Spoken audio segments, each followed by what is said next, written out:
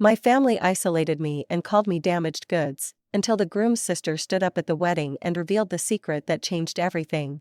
I stood in front of the mirror, adjusting a dress I'd bought specifically to look unbroken. 3 years since the divorce. 3 years since the miscarriage that no one acknowledged. 3 years of therapy sessions where I learned to speak about my pain without flinching. Now my cousin's wedding invitation mocked me from the dresser. Their reluctant inclusion of the family embarrassment. They expected me to decline, or worse, to show up as the person they believed me to be, damaged, unstable, a walking reminder of everything that could go wrong in a woman's life. What they didn't expect was Lily, the quiet girl who saw me when everyone else looked away. They didn't know that while they were busy erasing me, I was saving her. And she was about to rewrite my story in front of everyone who tried to forget me. The cream-colored envelope sat on my kitchen counter for 3 days before I found the courage to open it. I knew what it was from the elegant calligraphy that spelled out Anna Wilson in swirling letters. My cousin Lisa always had perfect handwriting. You are cordially invited to celebrate the wedding of Lisa Marie Evans and James Alexander Thompson. My fingers trembled as I traced the raised lettering. 3 years. It had been 3 years since I'd seen most of my family. 3 years since the whispers started. 3 years since I'd become the cautionary tale at holiday dinners. I set the invitation down and walked to the window of my modest one-bedroom apartment. Outside, the April rain washed away the last remnants of winter, promising new beginnings I wasn't sure I deserved. My phone buzzed. A text from my mother. Did you get Lisa's invitation? She wasn't sure about sending it, but I convinced her family is family. I could read between those lines. I convinced her to invite you despite everything. You should be grateful. The thing about shame is that it becomes a second skin. You wear it even when you're alone, feeling the weight of judgment from people who aren't even in the room. For 3 years, I'd been shedding that skin inch by painful inch through therapy sessions and midnight journal entries. Now Lisa's wedding threatened to wrap me right back up in it. Are you going to go? Dr. Matthews asked during our next session, her voice carefully neutral as always. I fidgeted with the tissue in my hands, shredding it slowly. I don't know. It feels like walking straight into the lion's den. And what would it mean to you if you did go? I paused, considering. That I'm not broken, that I'm not hiding anymore, that they don't get to decide my worth. The answers came out as questions because I wasn't sure I believed them yet. Dr. Matthews nodded. And what would it mean if you didn't go? That question was easier. That they win. That I'm still ashamed. That I'm not strong enough to face them. There's no right answer, Anna, she said softly. Just the one that feels right to you. 2 weeks later, I RSVP'd yes. One small act of defiance against the mountain of judgment I knew was waiting. It wasn't always like this. Once I had everything my family considered success, a husband who looked good in Christmas card photos, a corner office job that paid 6 figures, and a spacious home in the suburbs with an empty nursery we were eager to fill.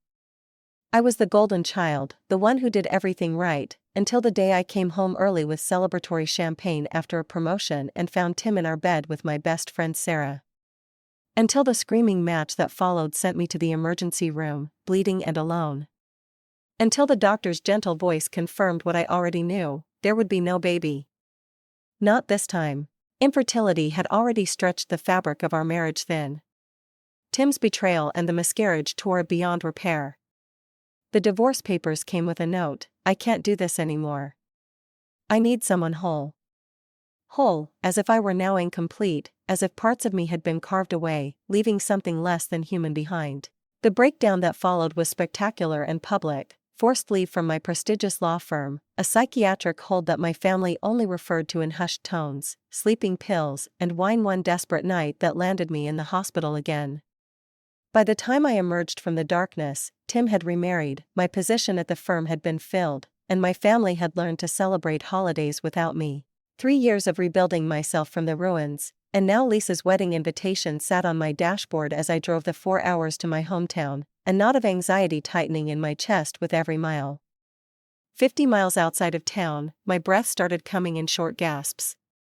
The road blurred. I pulled into a rest stop, hands shaking so badly I could barely turn off the ignition. Breathe, Anna. 4 counts in, hold for 7, out for 8.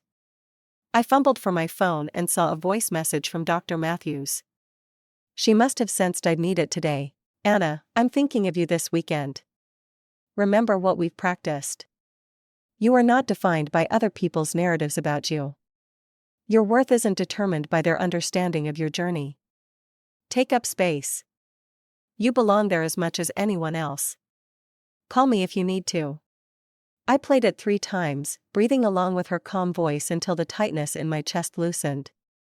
Back on the road, I rehearsed my smiles in the rearview mirror and practiced the phrases Dr. Matthews and I had worked on. Yes, I'm doing really well. Thank you for asking. My new position at the advocacy center is so fulfilling. No, I'm not seeing anyone right now.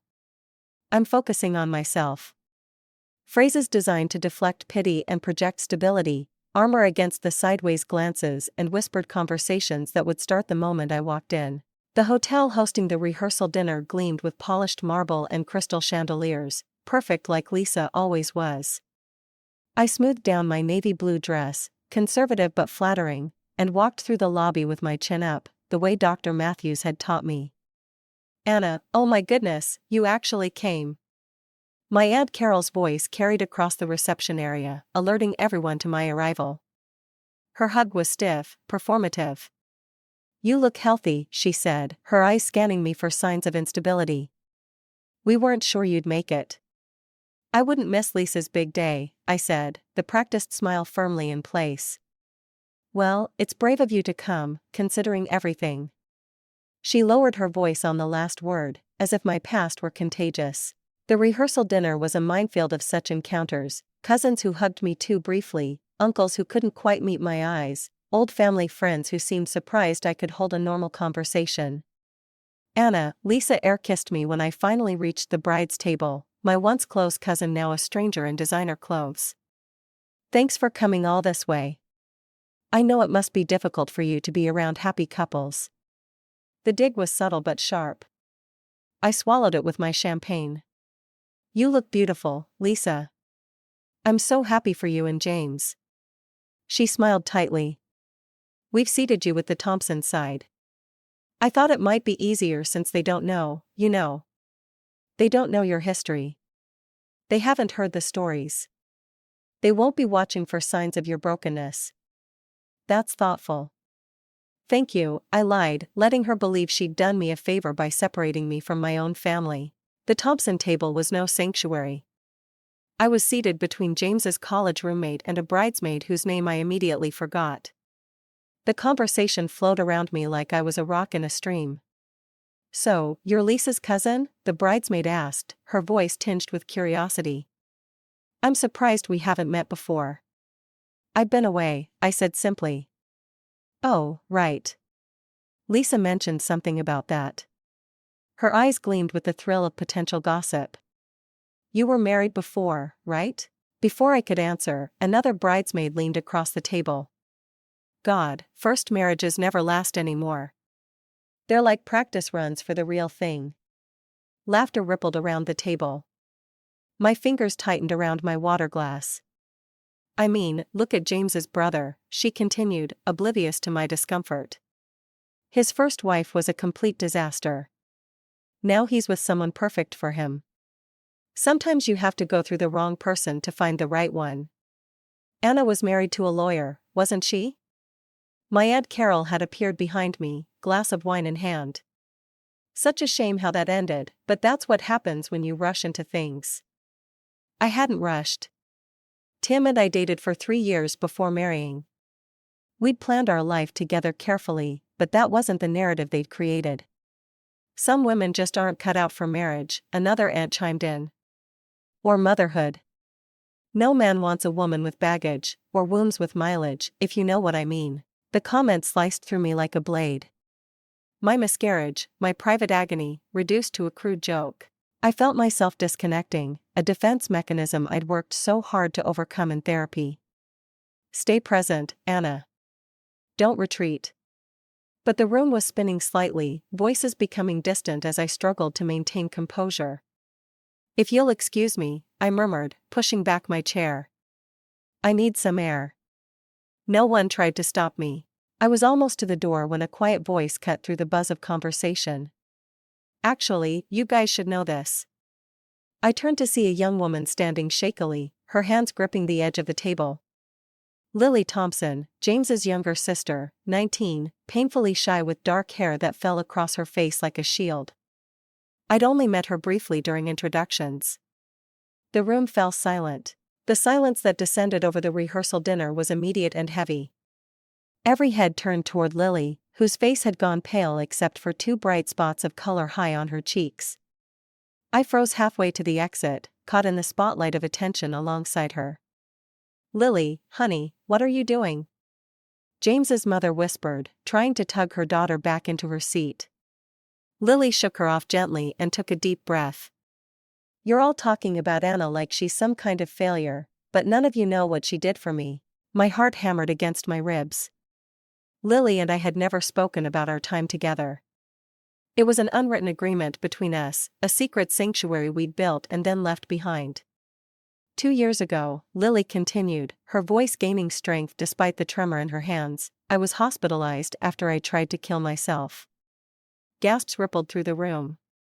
James's parents looked mortified, as if Lily had stripped naked instead of merely speaking the truth. "We agreed not to discuss this, Lily," her father said tightly. "That's the problem," Lily shot back. "Nobody wants to talk about the messy stuff. That's why I felt so alone." She turned to look directly at me, her eyes shining with something between gratitude and determination. "But Anna talked to me. Anna came to see me when nobody else would." The memories rushed back in a flood, the sterile hallways of the psychiatric center, the squeak of my boots on linoleum floors, the hollow-eyed teenager hunched in a plastic chair, arms bandaged, spirit dimmed to near extinction. "I was at Pine Grove for 8 weeks, Lily said, addressing the stunned room. "My parents came on Sundays for an hour. My brother was away at college." There was no accusation in her tone, just statement of fact. "Anna drove 2 hours every Wednesday and Saturday to sit with me. She brought me books about art and photography. She smuggled in decent coffee and chocolate." I remembered those days vividly. I was barely holding myself together, working a new job at a small legal aid clinic after months of unemployment, living in a studio apartment I could barely afford. But something about Lily's silent suffering had called to me. In her, I saw myself, the self everyone had given up on. "We met in group therapy," Lily explained, looking around the table. "Anna was an outpatient by then. I was inpatient. She didn't have to keep coming back after she completed her program, but she did. For me." Lisa, the bride, shifted uncomfortably in her seat, shooting daggers at me with her eyes. This wasn't in her wedding weekend script, the damaged cousin and the suicidal sister-in-law stealing focus from her perfect moment. "When I couldn't write in my journal because the words wouldn't come, Anna would sit with me for hours," Lily continued. "When I couldn't eat, she'd bring these stupid dad jokes until I smiled enough to try. When my art teacher at school told me not to bother applying to art programs because I'd missed too much school, Anna helped me put together a portfolio and wrote me a recommendation letter." I remembered the night Lily showed me her sketches, dark at first, full of shadowed corners and sharp edges, then gradually lightening, color seeping back in as hope returned. I remembered staying up until 3 in the morning, helping her photograph her work, writing and rewriting that letter of recommendation until it sang with all the promise I saw in her. "I got into the Rhode Island School of Design because of Anna," Lily said, her voice breaking slightly. "I'm there now because she made me believe I could be." The room had gone so quiet you could hear ice melting in water glasses. James the groom looked torn between pride for his sister's courage and concern about the wedding weekend being derailed. That's wonderful, dear," James's mother finally said, her social graces kicking in. "But perhaps this isn't the right time." "It's exactly the right time," Lily interrupted, a steel in her voice I'd never heard before. "Because you're all sitting here judging Anna when you have no idea what she's been through or who she really is." "Lily," James said gently, standing to put his arm around his sister. We all appreciate Anna's kindness to you. But maybe we should get back to celebrating. She didn't just save me, Lily said, shrugging off her brother's attempt to quiet her. She made me believe in myself when nobody else did. And I won't sit here and listen to people talk about her like she's damaged goods when she's the strongest person I know. My Aunt Carol muttered, "This is hardly the time or place for such personal disclosures," loud enough for everyone to hear. The tension in the room was unbearable. I could feel Lisa's fury radiating across the space between us. The perfect rehearsal dinner was crumbling, and somehow it would be my fault. It was always my fault. "I should go," I said quietly, finding my voice at last. "Lily, thank you. But, don't you dare leave," Lily said, stepping toward me. "Don't let them make you run away again." But I was already moving toward the door, needing air, needing space, needing to escape the weight of all those staring eyes. This time, I made it outside into the cool evening air, gulping it down like I'd been underwater too long. I heard the door open behind me and turned to see Lily following me out, tears streaming down her face. "I'm sorry," she said immediately. "I didn't mean to make a scene. I just couldn't stand how they were talking about you." "You have nothing to apologize for," I told her, reaching out to squeeze her hand. "But you didn't have to do that." "Yes, I did," she insisted. "They should know. They should all know that while they were gossiping and judging, you were saving my life." We stood in silence for a moment, the sounds of the party muffled behind us. "Do you want to get out of here?" I asked finally. "Get a drink somewhere quiet?" Lily nodded gratefully. More than anything. We ended up in the corner of a dimly lit wine bar 3 blocks from the hotel, the kind of place tourists never found, with mismatched furniture and local art on the walls. I ordered a bottle of red, and we claimed a worn leather couch near the back. "I never told anyone about your visits," Lily said after her first sip. "I was afraid they'd make you stop coming." "Why would they do that?" "Because they all thought you were crazy," she said bluntly. "That's what my mom called you, Lisa's crazy cousin. She said your breakdown was because you couldn't handle real life." I winced but appreciated her honesty. "And what did you think?" "I thought you were the only person who didn't look at me like I was broken. The only one who didn't treat me like I was made of glass. Maybe that was because I knew what it was like to be treated that way. To have people speak around you instead of to you. To be defined by your worst moment." "Can I ask you something?" Lily said, tucking her hair behind her ear. "What really happened? I mean, I know the basics from what you shared in group, but..." No one had asked me that question in years. Not "are you better now?" or "have you moved on?" but simply "what happened?" The invitation to tell my own story, not the version that had been crafted for me. I took a long drink of wine and began. "It wasn't one big thing," I told Lily, swirling the wine in my glass. "It was a series of small fractures until everything finally shattered." The wine bar had grown quieter as the evening stretched on. A server lit a candle on our table, casting soft shadows across Lily's attentive face. "Tim and I had been trying for a baby for almost 2 years," I continued. "Month after month of disappointment. Tests, specialists, more tests.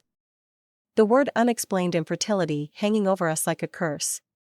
I could see it all so clearly, the calendar marked with ovulation days, the prescription bottles lined up on the bathroom counter, the forced optimism that grew more brittle with each passing month. We started arguing about everything: money, work hours, whose family to visit for holidays. But underneath it was always about the baby we couldn't have. The family we couldn't create." Lily nodded, her eyes never leaving my face. Unlike the pitying looks I'd grown accustomed to, her gaze held only understanding. "I got promoted at the law firm that spring. Partner track, corner office, the whole dream. I left work early to celebrate, bought an expensive bottle of champagne." My throat tightened around the memory. When I got home, I heard noises from upstairs. I thought Tim had come home early too. I took another sip of wine, feeling the familiar burn of humiliation even after all this time. Sarah had been my best friend since college, maid of honor at our wedding, the person I called when the pregnancy tests were negative month after month. And there she was in my bed with my husband. "Oh, Anna," Lily whispered. The worst part wasn't even catching them. It was what came after. I set my glass down, hands suddenly unsteady. Tim said it had been going on for months, that Sarah understood him in ways I didn't. That my obsession with getting pregnant had pushed him away. The argument that followed was apocalyptic: screaming, accusations, years of frustration exploding in our carefully decorated bedroom. Tim left with Sarah. I stayed, destroying wedding photos and sobbing until my throat was raw. That night, I started bleeding. Cramps so bad I couldn't stand. When I finally got to the emergency room, they told me I'd been pregnant, about 6 weeks along, and now I wasn't. I'd never told anyone this part. Not even Dr. Matthews knew the full story. I lost a baby I didn't even know I had. And I was completely alone when it happened, curled up on my bathroom floor while my husband was with my best friend. Lily reached across the table and took my hand. Her palm was warm against mine. The divorce was ugly. Tim's lawyer painted me as emotionally unstable, obsessed with motherhood to the point of irrationality. Sarah reached out once to apologize, she said, but really to tell me they were moving in together, that they were meant to be. I laughed humorlessly. I stopped sleeping, stopped eating, started making mistakes at work. The firm gave me a sabbatical that we all knew was really a warning. When I came back, all my major clients had been reassigned. The spiral continued: prescribed sleeping pills that didn't work, wine that did but brought its own problems, increasingly desperate attempts to numb the pain. The night I took too many pills with too much alcohol wasn't exactly a suicide attempt. But it wasn't exactly an accident either. My mother found me. She'd come over after I missed a family dinner. She never let me forget it either, how I'd embarrassed the family, how I'd always been too sensitive. When I was released from the hospital, she looked at me and said, "You're damaged goods now, Anna. No man will want you after this." Lily's grip on my hand tightened. "That's horrible." "That's family," I said with a shrug that didn't quite hide the hurt. After that, the invitations stopped coming: holidays, birthdays, baby showers. Suddenly I had scheduling conflicts, or the events were keeping it small this year. I was quietly erased. "And that's when you started coming to Pine Grove?" Lily asked. I nodded. "Outpatient program 3 days a week." "That's where I met you." Lily had been the ghost girl, they called her. Barely spoke, barely ate, sat with her sketchbook but never drew. She flinched when people came too close. Her wrists always covered with long sleeves despite the summer heat. "I remember the first time you talked to me," Lily said softly. "Everyone else was doing that forced cheerfulness thing: it gets better, just think positive. You just sat down next to me and said, 'This place has terrible coffee. Want to complain about it together?'" I smiled at the memory.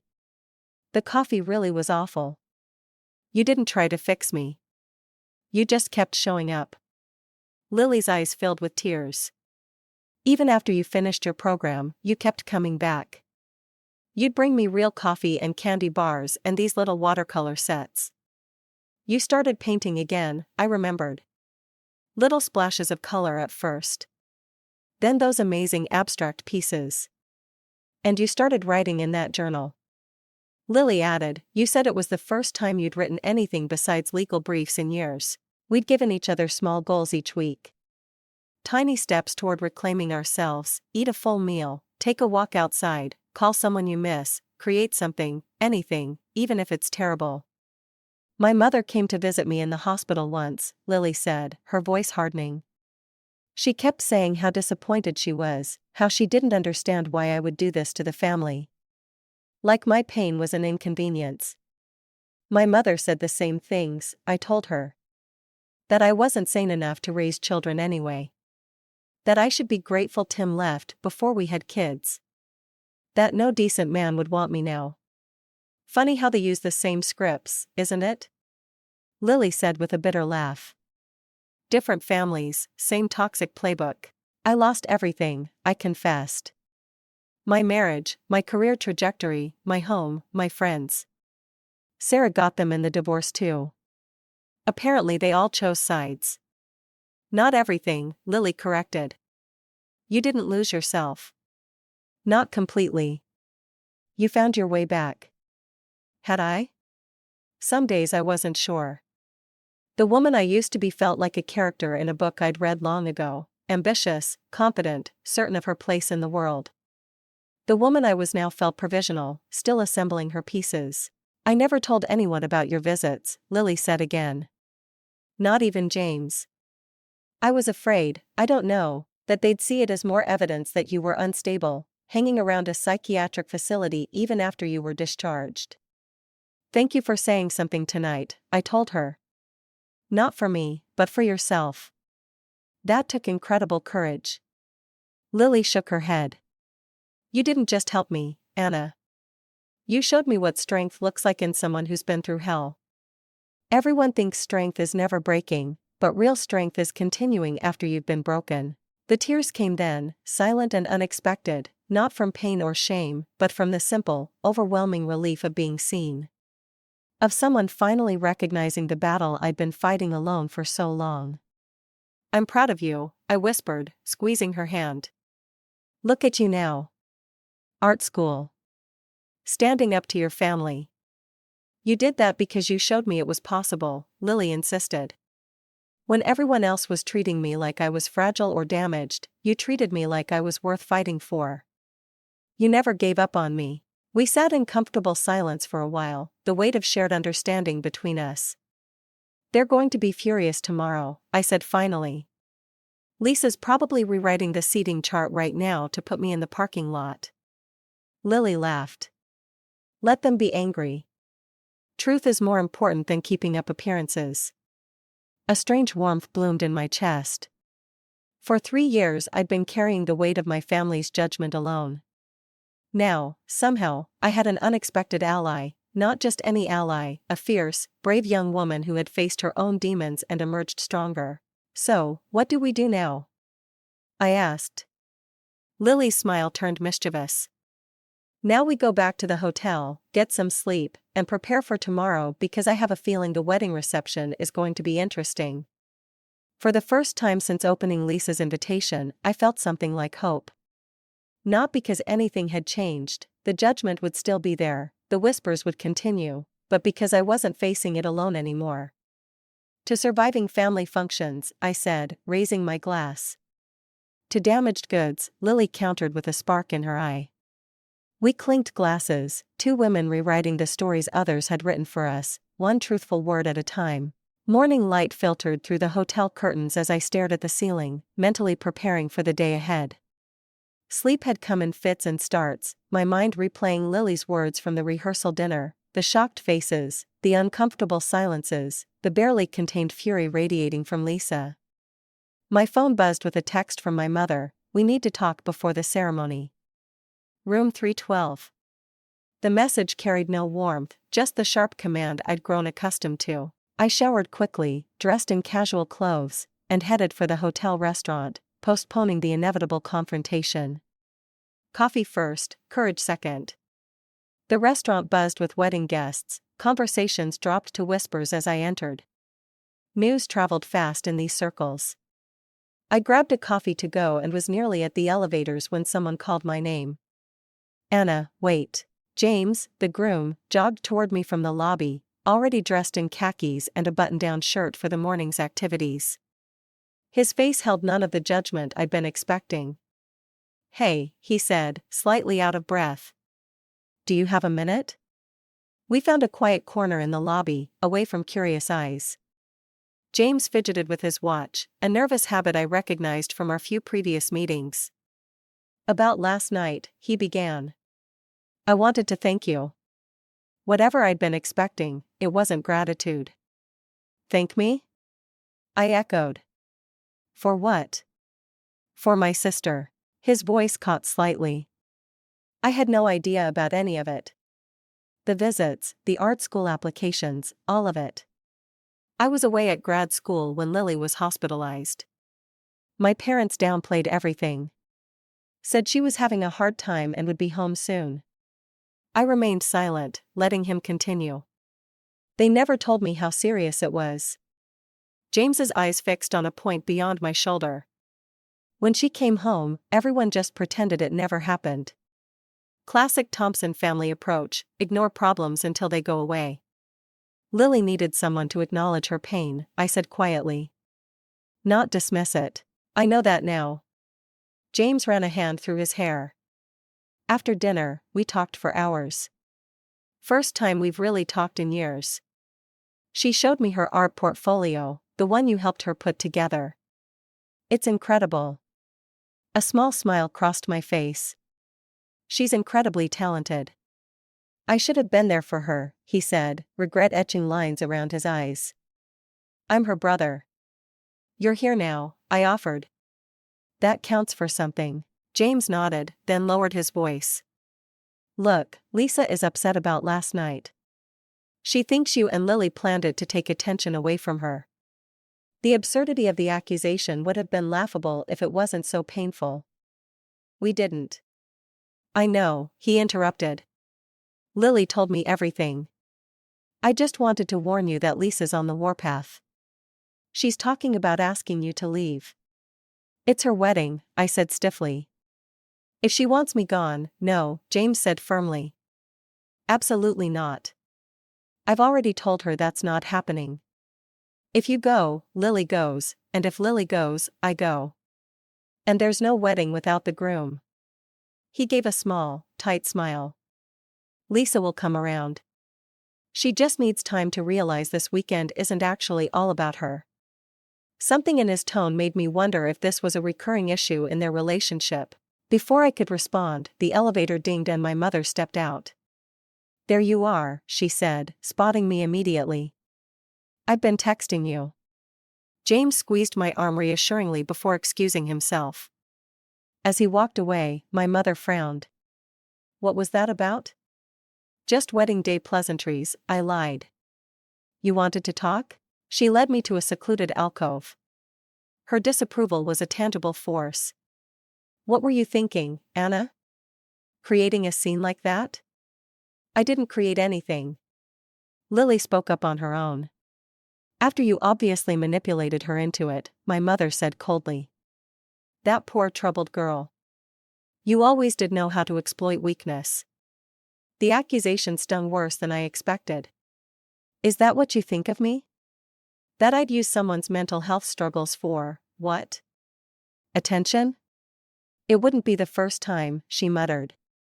Your breakdown after the divorce was practically a performance. I stepped back, physically recoiling from her words. My breakdown? You mean when my husband cheated on me with my best friend?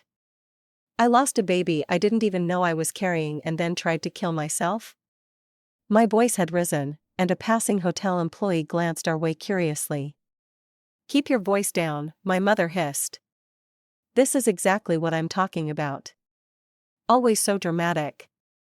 It's not dramatic to expect basic compassion from your own mother. Her face hardened. I pulled you out of that bathtub, Anna. I cleaned up your mess. I'm the one who had to tell the family why you weren't at Christmas that year. And you've been punishing me for it ever since, I said quietly. As if my pain was an inconvenience to you. As if I'd failed you by not being perfect. Something flickered in her eyes, not quite regret, but recognition. For a brief moment, the mask slipped. I didn't know how to help you, she admitted. I still don't. It wasn't an apology, but it was the closest thing to honesty we'd shared in years. You could have tried just loving me, I said softly, even broken. She straightened her shoulders, mask firmly back in place. Lisa wants you at the ceremony, but seated in the back. I've convinced her to keep you at the reception table assignments as planned. How generous, I said dryly. Don't make this harder than it needs to be, Anna.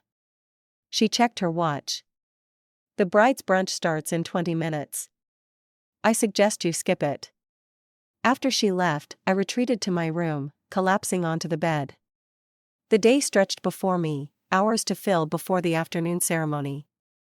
I pulled out my phone to text Dr. Matthews, then thought better of it. I needed to find my own strength today.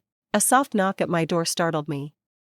When I opened it, Lily stood there with 2 coffee cups and a paper bag. Thought you might be hungry, she said, slipping past me into the room. The official brunch is a nightmare anyway. All tiny quiches and passive-aggressive compliments. I laughed despite myself. You're supposed to be with the bridal party. I've been excused from my bridesmaid duties this morning, she said, rolling her eyes. Something about needing space to collect myself before the ceremony. Whatever that means. It means Lisa's punishing you. Worth it, Lily said firmly, pulling chocolate croissants from the bag. Besides, James is on our side. He told Lisa he's not speaking to our parents until they apologize to me for how they handled everything. We ate in comfortable silence, contemplating the day ahead. I overheard something interesting in the elevator, Lily said suddenly. Two of Lisa's aunts, I think they're your aunts too, were gossiping about Lisa and James. I raised an eyebrow. Oh? Apparently, Lily lowered her voice conspiratorially, James cheated on Lisa about a year ago with his research assistant. Lisa forgave him, but only after he bought her that massive engagement ring. The irony wasn't lost on me. That's why she hates me, I said slowly. I'm a walking reminder of what could happen to her. The woman whose husband left. The perfect couple isn't so perfect after all, Lily mused. No one is, I replied. Some people just hide the cracks better than others. The wedding ceremony passed in a blur of white tulle and string quartet music. Lisa was radiant, of course. James looked genuinely happy, catching my eye briefly as he walked back down the aisle with his new wife. I sat in the last row as instructed, Lily sneaking glances at me from her place in the bridal party. It was strange being back in this world of matching napkins and floral arrangements, of cousins I'd grown up with but now barely recognized. The last wedding I'd attended had been my own 8 years earlier. I'd been so certain then, so blissfully unaware of how quickly happiness could shatter. The cocktail hour before the reception found me alone on the venue's terrace, watching the sunset cast golden light across manicured gardens. A server passed with champagne, and I took a glass, sipping slowly. Mind if I join you? The voice belonged to a man I vaguely recognized from the ceremony, one of James's groomsmen, tall with silver-streaked dark hair and kind eyes. Free country, I said with a shrug, immediately regretting my standoffishness. He didn't seem deterred. I'm Jack, James's uncle. You must be Anna. My reputation precedes me, I said dryly. Only because Lily hasn't stopped talking about you. His smile was warm, genuine. She says you're the reason she's at RISD now instead of, well, somewhere much worse. I shifted uncomfortably and used to praise. She did all the hard work herself. Sometimes the hardest work is believing you're capable of doing the work at all, Jack said thoughtfully. At least that's what my therapist tells me. I looked at him with new interest. You're in therapy? For years and counting, he raised his glass in a small toast. Best decision I ever made after my divorce. You're divorced? 7 years now, he nodded. It was messy. My ex-wife took the house, the friends, even the dog. Depression hit me like a freight train. I didn't leave my apartment for weeks. The parallels to my own experience were striking. How did you get through it? One day at a time, he said simply, and a lot of help. Medication, therapy, a support group for divorced men, which sounds sad, but was actually incredibly helpful. Before we could continue, a commotion from inside caught our attention. Through the windows, I could see a bridesmaid, the same one who had made the practice runs comment at the rehearsal dinner, apparently having words with Lily. Excuse me, I said, setting down my glass and heading inside. By the time I reached them, the situation had escalated. The bridesmaid, Megan, I now recalled, was red-faced with anger or alcohol or both. You ruined everything last night, she was saying loudly enough for nearby guests to hear. Lisa was in tears for hours. On the night before her wedding. Lily stood her ground, jaw set. I told the truth. I'm not sorry about that. You're just an attention-seeking little drama queen, Megan slurred slightly. And then she swiveled toward me as I approached. And you? You've been manipulating this poor kid, filling her head with whatever she planned to accuse me of was lost as she stumbled slightly, the contents of her champagne flute sloshing onto my dress. The cold liquid seeped through the fabric, but her whispered words as she steadied herself against me were what really chilled me. "Attention seekers never change," she hissed. "Lisa told me all about your little suicide stunt." I stepped back, physically and emotionally drenched. The old Anna would have fled in humiliation. The new Anna took a deep breath. "You're drunk, Megan," I said evenly. "And you're making a scene at your friend's wedding. Maybe take a break from the champagne." She gaped at me, clearly expecting a more dramatic reaction. With as much dignity as I could muster with a wet dress, I turned to Lily. "I'm going to change. Save me a dance later." Lily nodded, eyes wide with admiration. As I headed for the exit, my phone buzzed with a text from her: "Don't leave the reception early. Please, I have something planned." I hesitated, torn between self-preservation and curiosity. Another text followed: "James is helping me. Trust me." Despite my better judgment, I replied, "Okay, but if this backfires." Her response was immediate: "It won't. Promise." In my room, changing into my backup dress, a simple black one I'd packed just in case, I wondered what Lily could possibly be planning. Whatever it was, it wouldn't make Lisa any happier with either of us. On my way back to the reception, I nearly collided with a man sitting alone in the hallway, head in his hands. "Sorry," I murmured, stepping around him. "Annie." I froze at the childhood nickname. Only one person had ever called me that. Dad. My father looked older than I remembered, his once imposing frame somehow diminished. He patted the bench beside him, and after a moment's hesitation, I sat. "You look like your mother in that dress," he said quietly. "She wore black to my father's funeral. Always was striking in dark colors." The observation was so unexpected, so normal, that I didn't know how to respond. "I'm sorry I haven't called," he said after a lengthy silence. I kept meaning to, but what? I didn't know what to say.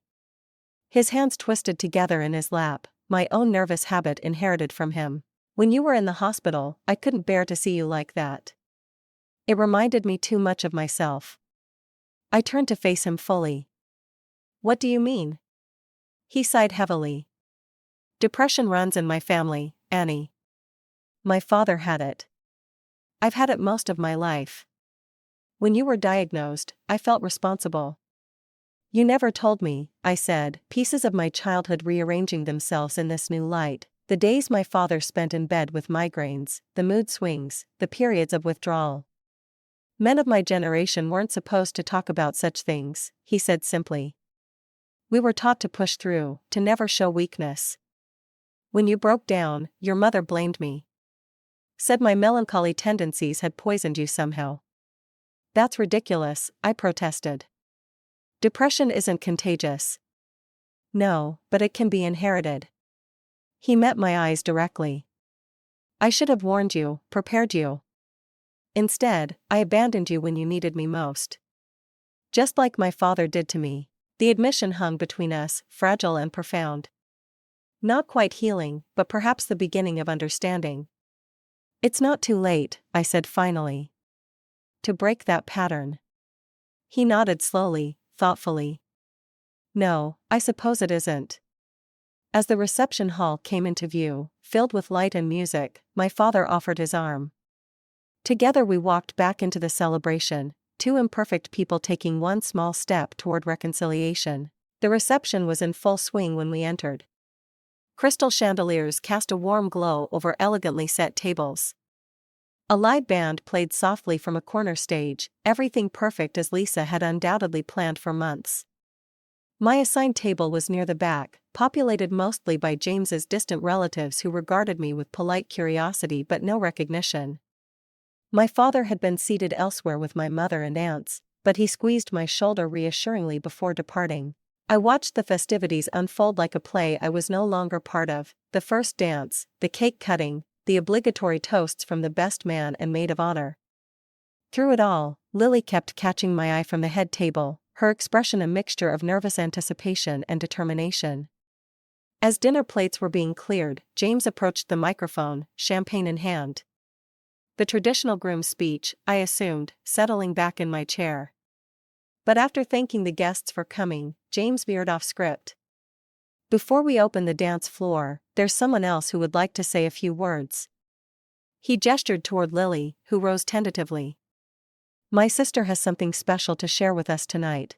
The room grew quiet as Lily took the microphone, her hands visibly trembling. She looked different tonight, stronger, more present, her eyes clear and focused. She wore a simple blue bridesmaid's dress but somehow seemed to stand apart from the rest of the bridal party. Hi everyone, she began softly.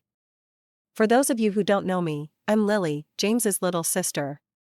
A murmur of indulgent chuckles rippled through the crowd. The shy sister, the afterthought, allowed a moment in the spotlight before the real festivities continued. Most of you are expecting a cute toast about growing up with James or embarrassing stories about him as a teenager, Lily continued. But I want to talk about something else tonight. Someone else. Her eyes found mine across the room and my stomach dropped. Not again. Not here. Surrounded by hundreds of guests. I gave a tiny shake of my head, but Lily's resolve didn't waver. 2 years ago, I tried to end my life, she said clearly. The room went completely still. Champagne flutes hovered midair. Whispered conversations died. At the head table, Lisa's face drained of color. I was 19, lost, and convinced the world would be better without me in it, Lily continued. After I was hospitalized, most people disappeared from my life. They didn't know what to say or how to act around me. I became a ghost, present, but not really seen. From across the room, I could see James and Lily's parents frozen in horror, their carefully constructed facade of family perfection crumbling in real time. But one person saw me, Lily said, her voice gaining strength. One person showed up week after week when nobody else would. One person treated me not as broken, but as worth fighting for. She reached into her dress pocket and pulled out a folded piece of paper. I wrote this poem during my recovery. It's called The Woman Who Taught Me How to Breathe Again. Her voice, clear and steady, filled the silent room. They called her damaged goods. Those who never saw her fight. They whispered broken, lost, unstable. Those who never held her light. She came to me in darkness when others turned away. Her hands, though scarred from battles, strong enough to help me stay. She knew the weight of shame, the cost of being seen as less. Yet still she stood beside me, a beacon in the wilderness. They say the truly broken cannot help to make things whole. But I have seen her gather pieces, mine, her own, with gentle soul. So call her what you will. Your words mean nothing now, for I have seen her true self rise, undefeated, even when brought low. Tears streamed freely down Lily's face, but her voice never wavered. When she finished, she looked directly at me. Anna Wilson saved my life, she said simply. While everyone else in this room was gossiping about her breakdown, her divorce, her pain, she was quietly saving me. You all think she's damaged. I call her undefeated. The silence that followed was deafening. Then from beside Lily, James stood and raised his glass. To Anna, he said firmly. If it weren't for her, I might not have my sister here today. The first person to join him was my father, rising shakily from his seat.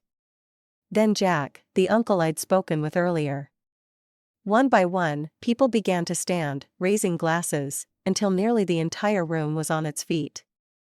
Nearly, but not all. Lisa remained seated, tears of fury rather than emotion streaming down her face. My mother and aunt stayed firmly in their chairs, expressions tight with disapproval.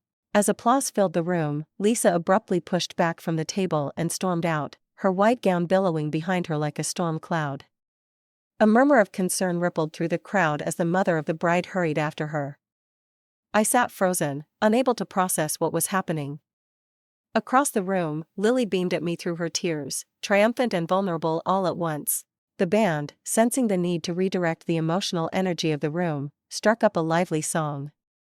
James whispered something to Lily, who nodded and made her way toward me through the crowd.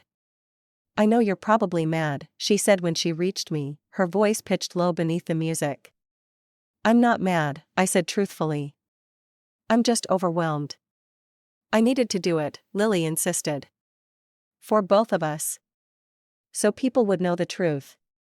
Not everyone wants the truth, Lily. Lisa will get over it, she said with the casual confidence of youth. And if she doesn't, that's on her, not us. The dance floor was filling now, the awkward moment passing as guests eagerly returned to the celebration. Lily held out her hand. Dance with me. For once, I didn't overthink it, didn't worry about appearances or judgment or what people might say. I took her hand and followed her onto the dance floor. As we moved to the music, surrounded by other guests, I felt a strange lightness. Not happiness exactly, that seemed too simple a word for the complex tangle of emotions I was experiencing. But perhaps peace. The peace of finally being seen, truly seen, by someone who mattered. Lisa never returned to the reception. James danced with his mother in place of the traditional mother-daughter dance. The cake was cut without the bride. The party continued as parties do, adapting to the new reality. And through it all, I remained, not hiding, not shrinking, not apologizing for taking up space. For the first time in 3 years, I stood still, surrounded by the warmth of unexpected allies, and allowed myself to simply be. The morning after the wedding, I packed my suitcase slowly, taking inventory of the weekend. It hadn't gone as expected. Nothing ever did, really. But something fundamental had shifted, not just in how others saw me, but in how I saw myself. My phone buzzed with a text from Lily, breakfast before you leave. Lobby cafe in 20. I smiled and replied affirmatively. One last goodbye before the 4-hour drive home, back to my modest apartment, my job at the advocacy center, my carefully reconstructed life. As I zipped my suitcase closed, someone knocked at my door. Lisa stood in the hallway, still in pajamas, her face bare of makeup and puffy from crying. Can I come in? She asked, her voice raspy. Wordlessly, I stepped aside to let her enter. She perched on the edge of the bed, hands clasped tightly in her lap. I owe you an apology, she said after a long silence. For which part? I asked, unable to keep the edge from my voice. All of it? She looked up, her expression raw. For how I treated you this weekend. For not standing up for you with the family. For disappearing when you needed me most. I sat beside her, careful to leave space between us. We were best friends once. I know. Her voice broke. I was scared, Anna. When everything happened with Tim, with the hospital, I didn't know how to help you. And then it got easier to just go along with what everyone was saying. That I was crazy, damaged. A cautionary tale. Lisa winced. I knew it wasn't true, but confronting it meant confronting a lot of things I wasn't ready to face. Like what? She twisted her new wedding ring nervously. Like the fact that my relationship isn't perfect either. That James cheated on me last year and I forgave him without telling anyone because I was too embarrassed. Too afraid of being pitted the way they pitted you. The admission hung between us, a fragile thread of honesty connecting our seemingly different lives. I'm sorry I ruined your wedding, I said finally. You didn't, she sighed. I did that all by myself, storming out like a spoiled child. James is barely speaking to me this morning. He'll come around, I offered, surprised to find I meant it. Marriage is complicated. Lisa nodded, wiping away a fresh tear. I don't know if we can ever get back to how we were before. You and me. We can't, I said gently. Too much has happened. But maybe we can find a new way forward. She reached for my hand tentatively. I let her take it. I'm sorry about the baby, she whispered. I never said that before, and I should have. The simple acknowledgement of that loss, the one my family had so carefully avoided mentioning, broke something open inside me. We cried together then, for all that had been lost, her perfect wedding day, my perfect life plan, the friendship we'd once treasured. When Lily texted again wondering where I was, I invited Lisa to join us. The three of us sat in the hotel cafe, an unlikely trio, finding common ground in imperfection. The drive home felt different somehow. The same roads, the same car, but a lightness I hadn't felt in years. I played music loudly, singing along without caring who might see me at stoplights. When I finally unlocked my apartment door, I was greeted by the familiar space I'd carefully built after losing everything. It was small but mine, filled with books and plants and secondhand furniture chosen piece by piece as I could afford it. I unpacked methodically, putting away clothes and toiletries. At the bottom of my suitcase, I found a small wrapped package with Lily's handwriting, "Open when you're home." Inside was a tiny watercolor painting of a phoenix, vibrant reds and golds against a dark background. The note read simply, "Undefeated." I hung it immediately on the wall above my desk. Then I noticed the box I'd pushed to the back of my closet months ago, the last of my old life, photo albums, wedding mementos, the tiny yellow onesie I'd bought when we first started trying for a baby. For the first time, I pulled it out without dread. The wedding photos still stung, but differently now, like an old injury that aches before rain rather than a fresh wound. I traced the faces of friends who had disappeared from my life, the venue we'd saved for months to afford, the dress I'd felt beautiful in. I turned the pages slowly until I reached the small envelope containing the ultrasound from the baby I'd lost. Just a tiny smudge, really, barely recognizable as human. I'd never allowed myself to fully grieve, too caught up in the spiral of losing everything at once. "I'm sorry," I whispered to the image. "I would have loved you so much." The tears came then, not the desperate sobs of before, but a gentler release, clean tears, healing tears. I cried not just for the baby, but for the marriage that had failed, the career that had derailed, the family that had turned away when I needed them most. And when the tears finally stopped, I carefully placed the ultrasound back in its envelope, put the photo album on my bookshelf instead of hidden in a box, and opened my laptop. A new email notification caught my attention from Lily. Subject line, "You have to see this." Her art had been accepted for a student showcase at RISD. The attachment showed her standing proudly beside a series of abstract paintings, including a larger version of the phoenix she'd given me. "I couldn't have done this without you," she'd written. "You're the first person I wanted to tell." I wrote back immediately, full of praise and pride. As I hit send, a notification pinged on my phone, a reminder for tomorrow's therapy appointment. For the first time, I found myself looking forward to it, eager to tell Dr. Matthews about the weekend, about Lily's speech, about the small steps toward reconciliation with my family.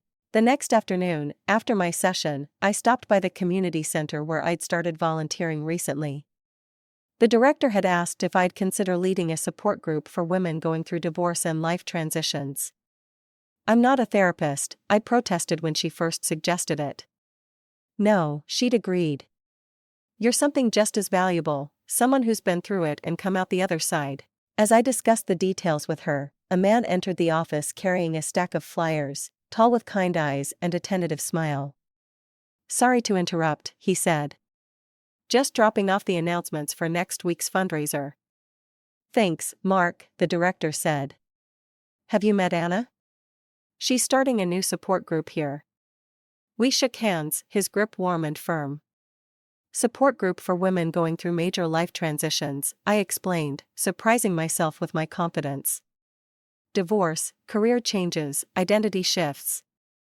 "That sounds really valuable," Mark said, his interest seeming genuine. "My sister could have used something like that last year when her marriage ended." "She's welcome to come," I offered. "First meeting is next Thursday." After he left, the director raised an eyebrow at me. "He's single, you know. Volunteers with the literacy program on Saturdays." "I'm not ready for that," I said automatically, then paused. "But maybe someday."